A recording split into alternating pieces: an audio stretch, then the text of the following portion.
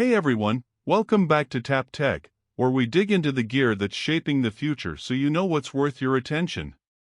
If you shoot photos, video, or both, you'll want to hear about what Nikon is up to today. We're talking about the Nikon Z6 III.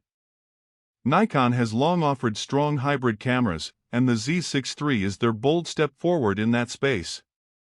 It's meant to bridge the gap between high-end stills bodies and pro video machines. The question, how close will it come? Let's go through what's real, what's impressive, and what you should watch out for. First, the basics. The Z6 III uses a 24.5 megapixel partially stacked CMOS sensor, paired with the X7 image processor. That sensor is a key point. The partially stacked design gives many advantages of a fully stacked sensor: faster readout, less rolling shutter, without the full complexity or cost. Nikon claims it achieves about 3.5 times faster readout compared to the Z6 II. This faster readout unlocks several performance gains.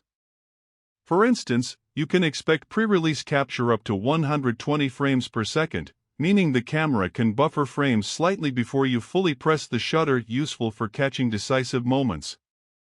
On the still side, the Z6 III pushes burst speeds that impress. When using the mechanical shutter, you can hit about 14 frames per second with continuous autofocus.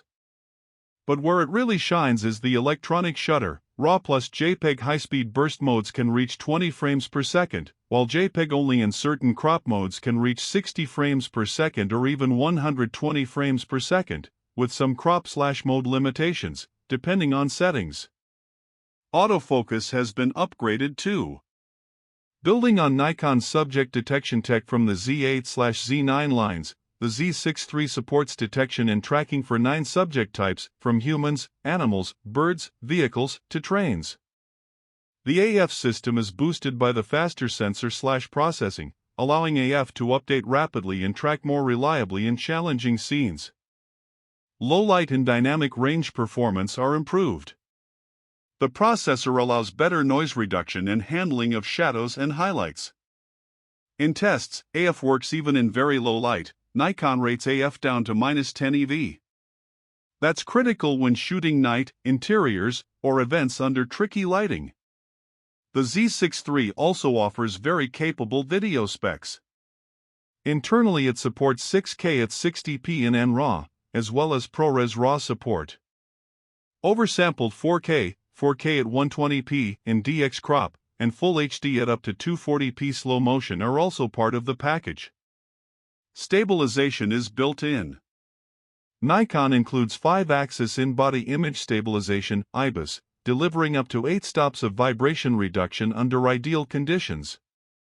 Also, a special mode called Focus Point VR shifts stabilization priority toward the active focus point, which helps stabilize shots even when using telephoto lenses or when subject is offset from center.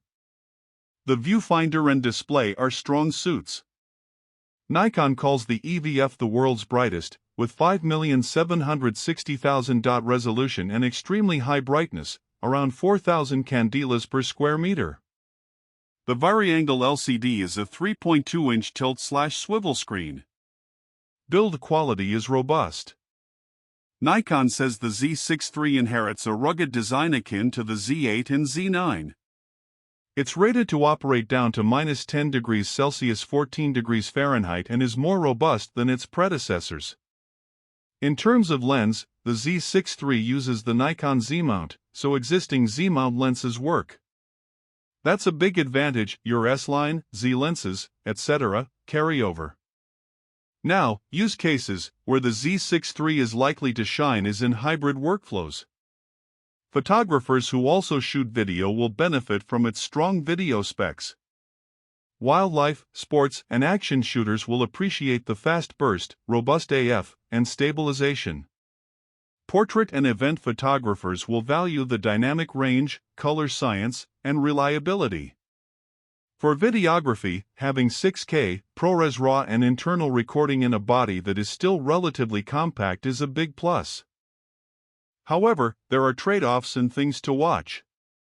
Because it's a powerful hybrid, battery life under heavy use, video, high frame rates, continuous bursts may be challenged. Heat and thermal management must be strong.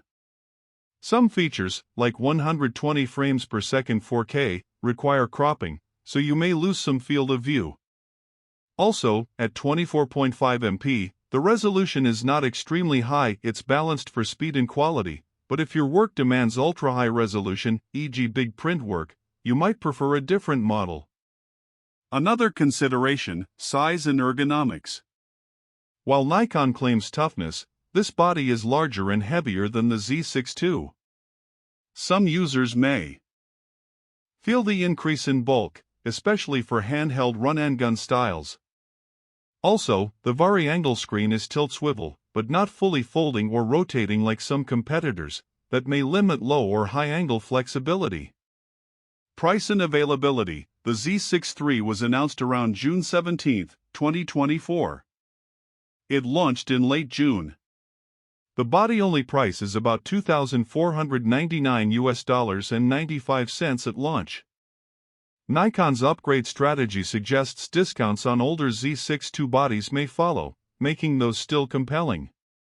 So, should you consider the Nikon Z6 III? If you want a camera that handles both stills and video at a high level, this is one of the best all-around picks. It balances performance, features, and flexibility. If your work leans heavily toward pure still resolution, like extremely large prints, or you already own a high-end specialty body, you might wait or compare. But for most hybrid creators, the Z6 III is extremely compelling. That's everything we've learned so far about the Nikon Z6 III. If you found this useful, hit that like button, subscribe to Tap Tech, and turn on notifications so you don't miss review and field tests once the camera is in hands. Thanks for watching Tap Tech. Shoot sharp, stay curious, and I'll see you in the next one.